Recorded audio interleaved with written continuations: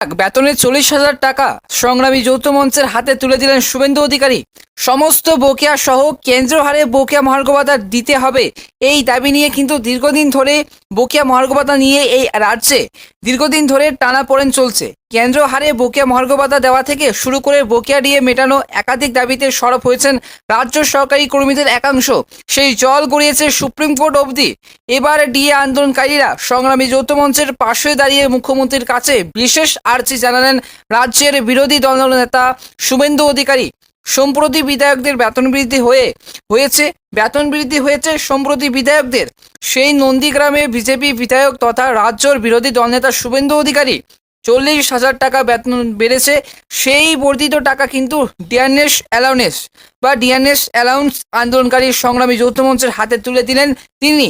এবং সেই নন্দীগ্রামের বিজেপি বিধায়ক তথা রাজ্যের বিরোধী দলনেতা শুভেন্দু অধিকারী, সম্প্রতি বিধায়কদের বেতন বৃদ্ধি হয়েছে, সেই 40,000 টাকা বেতন বেড়েছে এবং শুভেন্দু অধিকারীর, এবং সেই বর্ধিত টাকা কিন্তু ডিএ আন্দোলনকারীদের এবং সংগ্রামী যৌথ মঞ্চের হাতে তুলে দেন তিনি। সংগ্রামী যৌথ মঞ্চের আহ্বায়ক ভাস্কর ঘোষের হাতে তুলে দিলেন।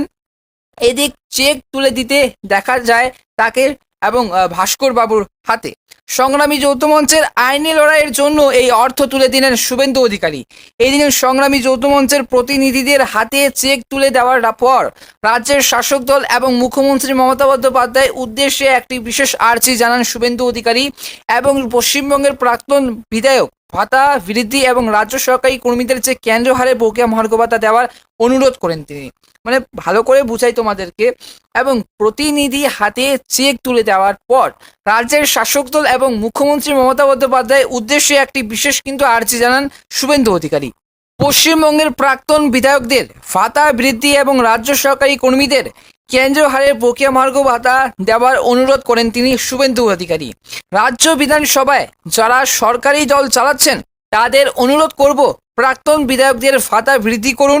তারা অত্যন্ত কষ্টে আছেন, তারা বয়স্ক মানুষ এবং তৃণমূল কংগ্রেস রাজনৈতিক দৃষ্টিভঙ্গি নিয়ে দেখেছে প্রাক্তন বিধায়কদের মধ্যে বেশিরভাগ কিন্তু বামফ্রন্টের, তবে সেসব না দেখে প্রাক্তন বিধায়কদের জন্য তাদের ভাবা উচিত। এরপর রাজ্য সরকারি কর্মীদের কেন্দ্রীয় হারে বকেয়া মহার্ঘ ভাতা দেওয়ার দাবিতে অনুরোধ কিন্তু জানিয়ে শুভেন্দু বলেন, সরকারি কর্মচারীদের কেন্দ্রীয় হারে বকেয়া মহার্ঘ ভাতা দিয়ে দেওয়া উচিত। কারণ মুখ্যমন্ত্রী তো এখন অনেক ভোটও পেয়ে গিয়েছেন, 2,71,00,000 ভোট পেয়েছেন এবং 29টি আসন পেয়েছেন। তাই ওনার তো কোনো সমস্যা থাকা উচিত নয়, দুহাত ভরে ওনার দিয়ে দেওয়া উচিত।